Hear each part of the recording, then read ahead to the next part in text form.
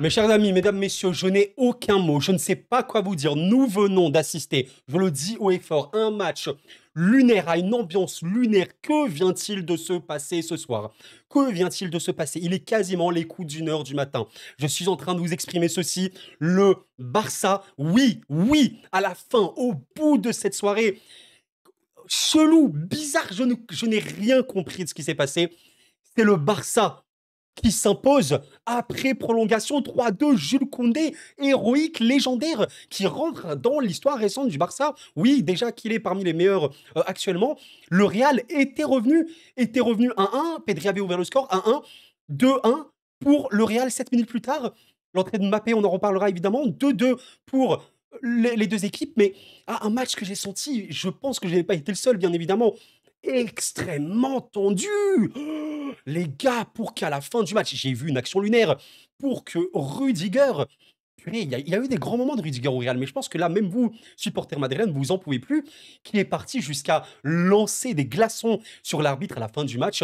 On est en train de franchir aussi des choses qu'il ne faut pas, et j'ai senti, oui, globalement, un match de football qui était intéressant à voir, notamment en seconde, où le Barça a reculé, a peut-être été un peu trop dans cette gestion, je sais pas trop, le Real a poussé, poussé, ils ont bien mérité de revenir sur un premier temps, mais un arbitrage que j'ai trouvé, les amis, et vous savez très bien que je ne suis pro personne sur cette chaîne. Moi, je supporte mon club, évidemment, je ne supporte pas le Barça ni le Real, mais par contre, il y a eu quelque chose de très choquant. Et soyons clairs, je ne suis pas en train de dire oui, le Real machin, corruption, truc, parce que le Real Madrid, également en Liga, dans le championnat espagnol, a subi bah, voilà, un arbitrage défavorable. Le Barça a également subi un arbitrage défavorable en Liga. Je pense qu'il faut aussi remettre en question le niveau, la qualité arbitrale et l'utilisation de la VAR. Il y a des actions, c'est un peu choquant. Aujourd'hui, il y a un arbitrage vraiment, vraiment et de bonne foi, les gars, extrêmement compliqué. Extrêmement compliqué. Donc, je suis désolé de parler d'arbitrage. Je déteste, si vous me suivez depuis quelques temps, je déteste vraiment parler d'arbitrage sur ces chaînes. Sur cette chaîne, je veux parler de football. Mais je pense que ça va faire quasiment que parler. En tout cas, parlons foot. Dans un second temps, je vais vous montrer les séquences qu'il y a eu pour vous illustrer un petit peu mes propos. Dans les faits, si on doit parler rapidement du résumé du match, il y avait une première période extrêmement dominée de la part du Barça, qui n'était pas non plus en mode voilà max, max, max, mais quasiment rien laissé côté Real. Et oui, un Barça qui a eu beaucoup, beaucoup plus de mal en seconde, qui a trop, trop reculé. Le Real avec notamment l'impulsion de Mbappé, qui a fait une bonne entrée, qui a marqué sur coup franc, s'il vous plaît. Premier but sur coup franc de la part de Mbappé. Il y a eu un Barça qui a trop reculé, qui a eu du mal, et avec des joueurs côté Real qui sont vraiment, vraiment ici à un niveau très, très bon en seconde, notamment Bellingham, que je trouvais exceptionnel pour le coup. Chouameni a été très bon, mais Chouameni ne devrait plus être sur le terrain. Honnêtement, les gars, je suis désolé. Je pense que si vous mettez aussi cet ego de côté, vous êtes d'accord. Chouameni n'aurait pas dû être aussi longtemps sur le terrain. Bon, je vais quand même vous montrer les images avant de parler vraiment du match, après en parler. Bon, rouge évidemment pour Rudiger, après les lancers de glaçons, faut arrêter ça, les gars. Faut arrêter un moment ce massacre. Courtois qui a évidemment une très mauvaise note vis-à-vis de sa sortie ratée sur ce match-là. Je vais vous montrer évidemment les images pour illustrer un peu mes propos. En fait, par rapport à Chouamini, je sais plus, il fait cette faute à la combienième. Il a eu un jaune, évidemment, c'est celui-là. Le jaune, je sais plus, les gars. Je vais voir ça très, très, très rapidement. Ok, je l'ai, les gars. Je l'ai, les gars. Voilà, le jaune pour Chouamini, il arrive à la 31e minute. Ben, je suis désolé, mais pour moi, Chouamini doit être exclu à la 31e. À un moment, je suis vraiment, vous me dites, hein, je ne veux pas être de mauvaise foi, simplement retranscrire ce que j'ai vu. Aujourd'hui, il y a une accumulation, pour moi, d'erreurs fondamentales de la passe de l'arbitrage. Alors, certains évoqueront l'arbitre a été mis trop sous pression. Inconsciemment, il y a ça qui joue. Des décisions favorables côté Real. Honnêtement, je ne sais pas, les gars. Mais bien sûr qu'on peut se poser légitimement la question. Est-ce que la pression, machin. Je vais parler football. Ne vous inquiétez pas, les gars. Je dois d'abord revenir sur ce point d'arbitrage parce que ça va faire parler énormément. Vraiment, vraiment énormément. Oui, le Barça a une seconde période vraiment, vraiment compliquée. Il n'y a pas de problème là-dessus. On évoquera les bonnes choses faites côté Real. Mais nous devons évoquer l'ensemble et l'arbitrage a été forcément extrême. Je pense que je suis pas du tout le seul. La plupart des gens qui ont vu ce match-là, hors supporters du Barça et du Real, je pense qu'ils pensent la même chose. Ici, bon, à un moment, les gars, vous me dites comment vous appelez ça. Tacle par derrière, non maîtrisé, avec tes deux jambes qui prennent la jambe de l'adversaire, en tout cas ici au mot, sans toucher le ballon. Les gars, sincèrement, là, je m'en fiche. La même action côté Barça, j'aurais dit la même. C'est un joueur du Barça qui fait cette faute-là sur un Madrilène, j'aurais dit la même. C'est rouge. Chouameni fait cette faute-là, c'est rouge. Chouameni marque plus tard, il fait un gros match. Je pense que Sur ce match-là, il y a quoi? Tchouaméni, il a été extrêmement complet, extrêmement solide défensivement également. Voilà, 7 duels remportés sur 10, 2 duels aériens remportés sur 3. Il y a 9 actions défensives dans ce match-là pour Tchouaméni, 3 tracks réussis sur 3. Mais il doit être exclu. Il doit être exclu. C'est pas la seule chose qu'il y a eu sur ce match-là pour la question d'arbitrage. Il faut savoir que Modric est rentré sur le terrain. Il y avait ce tacle non maîtrisé qui, honnêtement, alors peut-être qu'il est moins évident quand même que le rouge de Tchouaméni, qui pour moi est très très évident. Il y a un tacle haut de Modric qui est jaune-orange. Et pour moi, lui, il est peut-être pas rouge, mais il est vraiment, vraiment pas loin parce que c'est non maîtrisé également. Il y a vraiment, c'est assez violent. Bon, mais la chose que je voulais montrer, c'est évidemment ceci qui a fait énormément parler, je pense. Déjà, dans un premier temps, ça, c'est pas forcément ce que je voulais montrer dans un premier temps, mais il y a un ballon qui passe ras du poteau pour le Barça. L'action complète, là, je peux vous montrer que des screens, et c'est normal, les gars, je peux pas vous montrer de vidéo parce que les droits d'auteur peuvent me striker la chaîne, c'est pas le but. Mais en gros, ce qui se passe, c'est qu'ici, effectivement, il y a Ceballos qui attrape, hein, qui attrape. Je pense que c'est Koubarsi. Réellement, vraiment, je pense que sans ça, Koubarsi peut reprendre le ballon. Je peux aller revoir les actions, peut-être à tête froide, si vous n'êtes pas d'accord avec moi. Encore une fois, je comprendrai, les gars. Si vous me dites, Koro, je ne suis pas d'accord avec toi, machin, il n'y a pas de problème. Vous le dites et on en discute entre nous, entre vous, tranquillement. Je suis pas là pour défendre les intérêts de quiconque. Juste en train de parler de la santé, enfin la santé, de l'aspect, oui, un peu malsain de l'arbitrage ce soir. J'ai senti un match beaucoup trop sous tension. Alors un classico, il y a de la tension, c'est normal, mais là, il y avait un match arbitralement parlant extrêmement toxique. C'était trop, trop toxique et je pense que tout le monde l'a senti. Voilà. Alors ceci, je pense qu'aujourd'hui, tu es supporter du Barça, tu dois devenir fou. Fou parce que tu dis, mon équipe joue beaucoup moins bien en seconde, mais fou parce qu'il y a des choses d'arbitrage qui vont pas dans ton sens, ça c'est clair. Ici, il aurait pu avoir péno, bien sûr. Et ce qui a fait beaucoup parler, ça vraiment, j'avoue, ça, je ne comprends pas. Là, vraiment, les gars, on peut toujours me dire, oui, j'ai dit la même chose, vous savez, pour le match de Lyon-Saint-Etienne, que vous avez sûrement pas vu. Mais en gros, il y a une faute extrême d'un joueur de Saint-Etienne sur un joueur lyonnais. L'arbitre met rouge dans un premier temps, la VAR l'appelle et après il enlève le rouge. Alors, il y a rouge. Là, les gars, je ne comprends pas. Rudiger, on sait que c'est pas le plus serein défensivement en ce moment. On sait qu'il fait beaucoup de fautes. On le sait. Rudiger aurait même pu être exclu face à Arsenal. On le sait, les gars. Vous le savez tout aussi bien que moi. Là, je comprends pas. Ferran, il contrôle un bon ballon. Purée, les gars, il y a le pied de Rudiger. Il y a réellement le pied de Rudiger qui attrape la jambe de Ferran. On est à la 93e minute. Je ne comprends pas. Sincèrement, les amis, je ne comprends pas. Si vous avez une explication, je sais pas, je sais pas. Il est sur ses appuis. Il a le ballon. Et tu as le défenseur qui prend son ballon, il fait un coup de pied sur lui. Il n'y a rien. Et encore une fois, admettons que l'arbitre ne le voit pas. Bon, c'est pas grave. C'est pas grave. Mais j'ai une question. Pourquoi l'utilisation technologique appelée VAR a été créée? La VAR a été créée pourquoi, les gars? Pour corriger des choses. C'est pour ça que je pense que je suis pas du tout le seul à le penser. Mais la VAR doit avoir une réforme dans son utilisation. Je sais pas, limite un peu comme au tennis, où les staffs des 2 équipes peuvent dire: «Allez, je fais appel à la VAR». Parce que sincèrement, des fois ça m'échappe. Admettons qu'ici, la VAR n'a rien dit, parce qu'en fait, il faut comprendre un truc. Pourquoi les arbitres ne vont pas voir la VAR des fois? Parce que c'est dans la VAR qu'ils disent comme ça: «Oui, non, ne te déplace pas, ça ne sert à rien, tu n'as pas fait erreur sur cette action».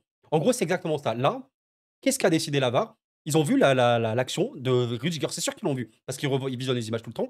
Ils ont vu l'action de Rudiger, ils ont fait: «Oui, non, ça sert à rien, ne va pas voir la VAR, je te confirme, tu n'as pas fait une erreur, il n'y a pas pénalty». En gros, c'est ça. Bah, alors je ne comprends pas bien les règles de football, c'est possible, je ne connais pas bien les règles, peut-être, probable, je ne prétends pas, tout connaître. Voilà, ici on peut peut-être trouver, explication, même si pour moi il y aurait pu y avoir péno là. Là, bon, OK, pour moi ça peut aller, mais là pareil, la VAR n'appelle pas, non, il y a pas rouge, je sais pas, ça m'échappe. Oui, ça m'échappe, très réellement et la dernière action, qui a fait, jaser, également sur ce match-là, c'est celle-ci, même si celle-là, pour moi, c'est là où on peut avoir un peu plus le débat parce que pour le coup, je pense que c'est vraiment lié à la règle d'arbitrage que je ne connais pas personnellement. Vous me dites en commentaire si jamais. Mais effectivement, il y avait, un centre très, très fort vers le début du match pour, le Barça et il y a Valverde qui touche de la main. La main est très, très claire. Valverde touche de la main le ballon, donc il y a beaucoup, de gens qui veulent dire penalty sur ce moment-là, mais et là, je ne sais pas, je ne connais pas la règle pour le coup. Est-ce que ceci ne serait pas la main d'appui? Maintenant, c'est vrai, je sais que vous allez me dire ça pour certains, la main de Valverde n'est pas sur le sol. Factuellement, il n'a pas main sur le sol, donc techniquement, il n'a pas l'appui. mais je pense qu'il y a une règle sous-jacente qui indique que si c'est le bras d'appui, il n'y a pas péno même s'il le touche alors qu'il n'est pas au sol. Pour moi, c'est pas le truc le plus aberrant. Comme je l'ai dit, ça, on peut en parler. Ça, c'est de Modric, on peut en parler. Pour moi, ça, c'est une aberration. Tchouaméni, c'est une aberration.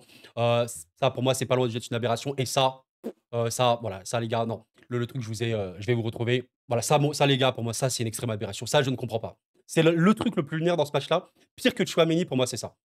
Je ne sais pas. Je ne sais pas. Il faut savoir que juste après cette action, je vais essayer de vous la retrouver si je peux, parce qu'il y a eu un pénalty en fait sifflé pour le Barça sur ce match-là, mais annulé. Voilà, ça c'est l'action où l'arbitre dans un premier temps a sifflé pénalty pour le Real. Même si là, je pense qu'après revisionnage, c'est le pénalty le moins évident. C'est ça qui est vraiment très drôle, c'est qu'il a sifflé pénalty. Pour moi, personnellement, sur l'action, il y a potentiellement le moins parce que Rafinha ici cherche quand même le péno. Il y a une légère poussette dans le dos. C'est vrai qu'Asensio ne touche pas du tout le ballon ni rien.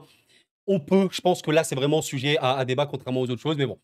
Donc là, je pense que tu es ouais, sur terre du Barça, tu es devenu malade. Mais à la fin, comme on dit, maintenant, on va pouvoir un peu parler de football. Voilà, je ne vais pas réévoquer cette action en fin de match. C'est ça que je trouve, je ne comprends pas. Je ne comprends pas pourquoi ça. Alors, c'est un craquage mental, bien sûr, c'est des humains.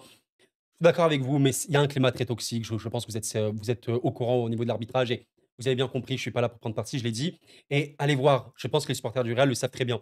Le Real en Liga également a subi des erreurs d'arbitrage, comme bah, par exemple le PSG en Ligue 1, ils ont subi des erreurs d'arbitrage. Le Barça a également subi des erreurs d'arbitrage. Il faut un truc, il faut une réforme. C'est pas possible, on le sait, tout le monde le sait. Voilà, je sais pas si la pression ça a joué, peut-être, mais il y avait trop de tension. Et illustré par, les gars, Rudiger à la fin du match, j'ai l'impression qu'il veut tarter l'arbitre, s'il vous plaît. Bon, maintenant, si on parlait un peu de football quand même, parce que j'ai envie de parler de foot.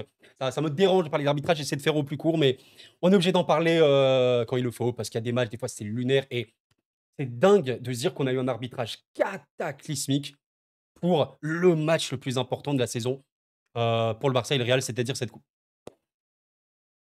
Il reste un classico, les gars. Dans un peu moins de 2 semaines, il y a un ultime classico. Est-ce que vous vous rendez compte? Folie furieuse. Parlons quand même du match. Je pense que vous aimez le football, j'aime le football et j'ai vraiment vécu, au-delà de cette tension arbitrale, un match de football de très très niveau. À un moment, je me suis dit, mais ne me dites pas que le Real va vraiment l'emporter. Au but de Tchouaméni, je me dis, ils vont vraiment le faire ou c'est pas possible.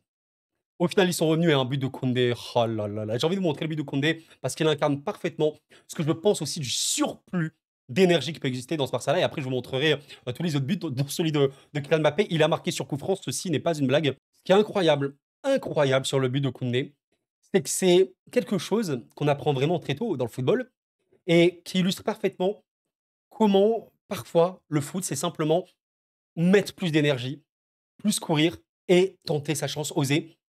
Ici, il y a un contre potentiel pour le Real. Il y a une passe intérieure, je pense que c'est Modric, je sais plus trop c'est qui.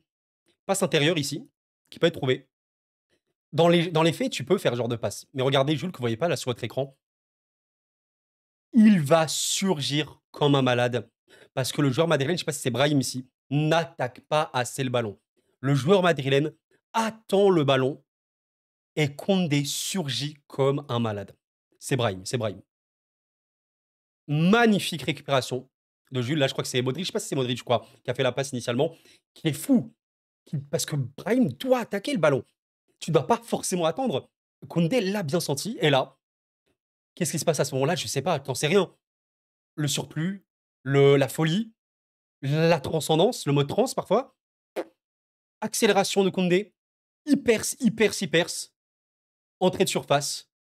Il va frapper. Et il va marquer. Ouais, ouais. C'est probablement le plus beau but de Koundé dans sa carrière. Le plus important, probablement, c'est un but, vous savez, qu'on retient dans les mémoires, qu'on met un petit peu dans les annales de l'histoire d'un club. Là, dans l'histoire récente du Barça, on sait que le Barça a eu des grands moments de désillusion, divers et variés, notamment en Ligue des Champions cette dernière saison, par rapport au Real qui a vraiment au moins vécu avec certaines victoires en Ligue des Champions, en Liga. Le Barça a besoin aussi cette saison de retrouver des vraies sensations et de gagner des trucs. Et bien là, les gars, je vous le dis, on a assisté officiellement à un match d'anthologie, hein, bien sûr, mais un but, c'est un but dans l'histoire. Ça, c'est un but qu'on retiendra. Jules Koundé a mis le but à la 116e minute qui achève le Real Madrid et qui permet au Barça de Flick de remporter un nouveau trophée. C'est fou. C'est un très beau but qui incarne parfaitement de ce qu'est le football. Et la célébration est vraiment folle, hein. La célébration, c'est le football. Je pense que c'est fou, c'est fou, c'est fou. En vrai, tu peux en vouloir à Modric. Là, si t'es madrilène, tu peux en vouloir au Modric parce que tu te dis des passes comme ça dans l'axe, c'est tellement dangereux. Mais on peut aussi en vouloir à Brahim parce que il doit voir que Koundé va surgir. Et le football, c'est attaquer le ballon. Les équipes de très très très haut niveau qui mettent une intensité de fou, bah, c'est aussi des équipes qui se battent sur tous les ballons. Les ballons perdus, les seconds ballons, tout ce qu'il y a sur un terrain, il faut l'attaquer. Brahim est un peu attentiste, même si la passe de Modric, on peut comprendre qu'elle est très très dangereuse forcément à ce moment-là. Comme je vous l'ai dit, il faut savoir que la première période côté Barça, elle était excellente. Il y avait quasiment rien à dire. Bah, en fait, on a été sur typiquement le genre de match qu'on pouvait attendre. C'était pas un Barça qui avait un volume d'occasions drastiquement élevé parce qu'on était quand même sur un Real qui, j'allais pas dire était attentiste, il avait une sorte de pression, pseudo-pression, mais qui était compact avec beaucoup de milieux et qui empêchait le Barça d'avoir énormément de ballons touchés dans la surface, même si on a eu. Bon, mais c'était un Barça largement supérieur. Je pense qu'à la fin de la première période, les Madrilènes ils se disent bon, qu'est-ce qu'on fait? Qu'est-ce qu'on fait? Au final, il y a eu un seul but, très très beau but extérieur de surface de Pedri. Voilà, qui peut marquer évidemment, on sait qu'il peut totalement avoir cette palette. Il le tire très très bien. Voilà, vraiment le ballon, il est enroulé. Je sais pas s'il est dans la lucarne, mais Courtois ne peut quasiment rien faire. Pedri qui aura fait une vraie bonne, hein, très bonne première période, beaucoup plus compliquée en seconde, mais comme pour tout le monde chez le Barça, il s'est ouais, la question que je me pose un petit peu, que s'est-il passé pour le Barça en seconde? Il faut savoir évidemment que le football, bah, c'est gestion des temps forts et des temps faibles. C'est normal dans le football d'avoir des temps faibles. Le temps faible du Barça était vraiment, vraiment faible. Il y avait bah, pas non plus des milliards et des milliards d'occasions côté Real. Au final, des grosses occasions, on a eu seulement deux. Mais c'était des situations relativement dangereuses. Je pense que Vinicius, il a un peu plus d'inspiration par moment. Je pense que voilà, il y a peut-être des meilleurs appels de certains joueurs, des meilleures transmissions. Ça aurait pu être mieux pour les Madrilènes. Bon, au final, je sais pas, voilà, le momentum, il est légèrement blanc. Côté Real, où ils mettent deux buts coup sur coup, c'est vrai. Pff, oh là là, très, très, très choquant en seconde période. Mais c'est vrai que, regardez, si vous regardez la menace en attaque, là, c'est là où vous avez la ligne, c'est la mi-temps. Avant, il y a quasiment aucun trait blanc. Blanc, c'est le Real Madrid. Et beaucoup de pics bah, Grenat. Évidemment, c'est le Barça. Par contre, après, on a beaucoup, beaucoup de pics blancs. Ouais, preuve qu'il y a quand même eu en fait un Real qui agit surtout en transition, en contre, qui a essayé d'exploiter les espaces. Ouais, un Barça qui était moins haut, je te dirais, sur le terrain, qui était plus dans le contrôle. Je pense qu'il y a aussi cette chose factuelle et naturelle. Le Real perd à la mi-temps. Ils sont obligés de se découvrir un peu plus. Ils sont obligés d'attaquer un peu plus fort les ballons. Des joueurs comme Valverde, notamment Bellingham, ont fait une très très grosse seconde période. Ouais, le Barça peut-être un peu plus friable, qui perdait plus de duels, qui recule un peu plus. Et c'est pas possible. On sait très bien que le Barça, comme pour le PSG, comme pour le Bayern Munich, c'est des équipes qui doivent être très haut sur le terrain, imposer une domination, une pression, un contrôle pour être quasiment invincible. On le sait très très bien. Bon, et ben le Barça a eu beaucoup plus de mal. C'est pour ça qu'il y avait 12 tirs, 7 cadrés côté Real. Et je pense que Chesney fait un match important au niveau des arrêts pour certains, notamment sur Vini, je pense. Donc voilà, c'était une vérité. Et le pire, les gars, on a assisté à un truc choquant. Il y a une faute de De Jong, entrée de surface, qui est logique. Logique. euh, et qui permet au Real d'égaliser. Parce qu'il y avait 1-0. Parce que le Barça, en première période, a un petit peu raté. Également, on pouvait se plaindre vis-à-vis de l'arbitrage. Vous aurez mérité vraiment un péno. Un rouge potentiel de Tchouaméni, évidemment. Mais il y avait 1-0. Et tu sais, 1-0, ça te garantit rien. Tu recules un peu, le Real pousse, tu sais pas ce qui peut se passer. Il y a un coup franc. C'est fou. Mbappé l'a mis. Et là, j'avoue, j'étais choqué. Parce qu'il en a jamais mis. Alors, est-ce qu'il va se découvrir une passion coup franc, un peu comme Declan Rice avec Arsenal? Il le tire très bien, quoi. Je sais pas si le mur, il est bon côté Barça, mais le tir de Mbappé, je pense que c'est vraiment son idée de viser ce petit filet-là. Il y a Chesney qui part, mais peut-être un peu tard. Je sais pas trop s'il est surpris. Il est un peu en retard sur le ballon, mais très très bien tiré par Mbappé qui fait poteau rentrant. Waouh! La rentrée d'Mbappé fut très bonne pour le Real. Parce que dans ce 4-4-2 qu'on a beaucoup vu côté Real la saison dernière, tu as deux attaquants un peu polyvalents, un peu mobiles, très mobiles même, qui peuvent prendre les espaces et la profondeur.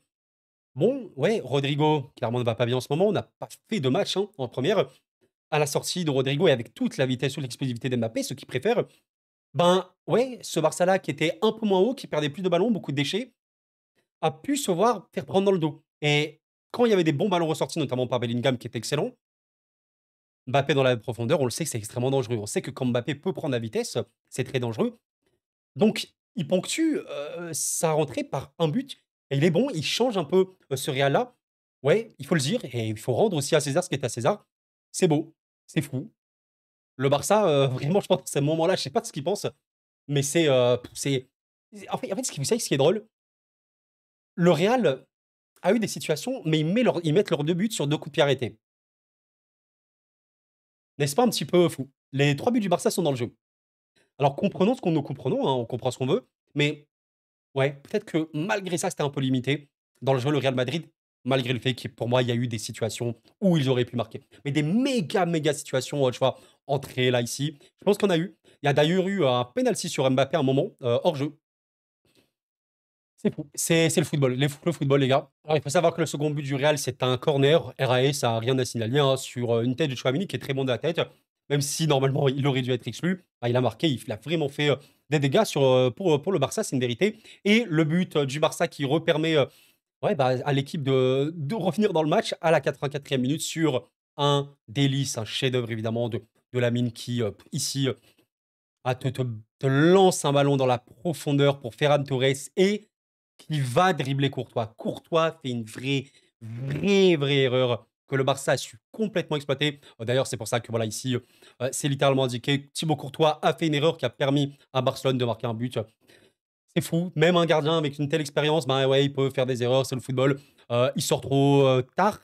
En tout cas, il doit pas sortir comme ça. Ferran prend le ballon avant, il le dribble et il peut terminer. Ferran, qui je trouve est vraiment un joueur qui a une rédemption. Je le trouve très pertinent actuellement avec le Barça. Il est vraiment bon, quoi. Je sais pas. C'est un peu le remplaçant de Lewandowski, mais il a donné énormément de satisfaction. Il a marqué dans des moments relativement importants. Je trouve il a marqué voilà, contre l'Atlético un doublé ici. Il a marqué notamment bah, aujourd'hui contre le Real.